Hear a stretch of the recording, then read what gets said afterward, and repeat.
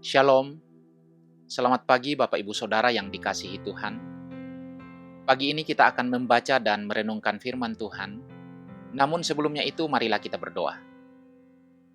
Bapa di dalam sorga, kami bersyukur untuk hari baru yang Tuhan beri bagi kami.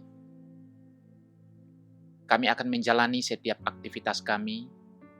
Namun sebelumnya itu, kami akan membaca dan merenungkan firman.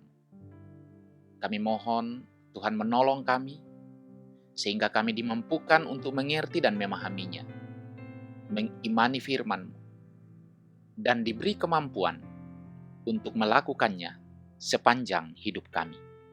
Dalam nama Tuhan Yesus, kami berdoa. Amin. Saudara yang dikasihi Tuhan, firman Tuhan yang akan kita baca dan renungkan pagi ini dari 2 Korintus pasal 3 ayat 18. 2 Korintus pasal 3 ayat 18. Demikian firman Tuhan. Dan kita semua mencerminkan kemuliaan Tuhan dengan muka yang tidak berselubung. Dan karena kemuliaan itu datangnya dari Tuhan yang adalah Roh, maka kita diubah menjadi serupa dengan gambarnya dalam kemuliaan yang semakin besar.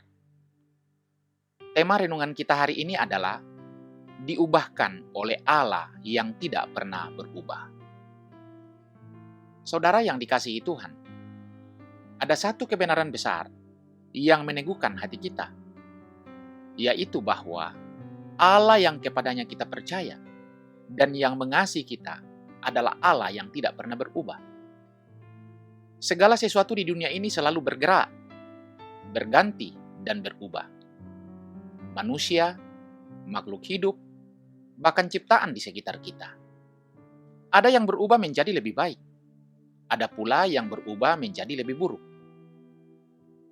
Tetapi Allah, dalam kekudusannya yang kekal, tidak pernah berpindah dari baik ke buruk, atau dari buruk ke baik.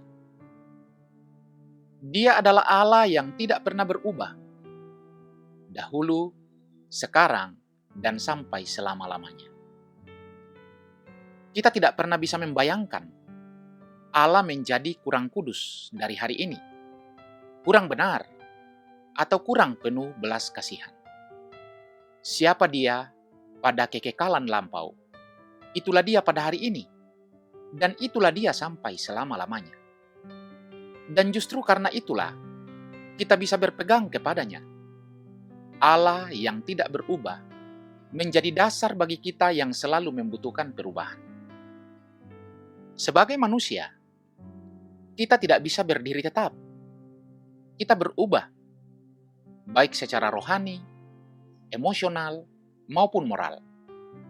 Namun Allah yang tidak berubah itu berkenan menjangkau kita yang mudah goyah ini dan membawa kita masuk ke dalam keselarasan dengan naturnya. Perubahan terbesar terjadi ketika kita mengalami pertobatan. Tetapi itu baru permulaan.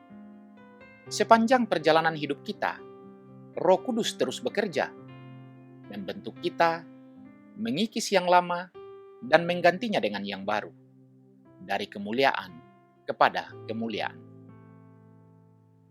Ukuran perubahan kita bukan standar dunia, bukan pula perbandingan dengan orang lain.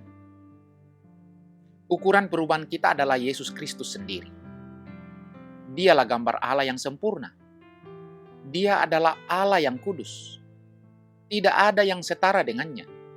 Sempurna dalam kuasa, dalam kasih dan kemurnian.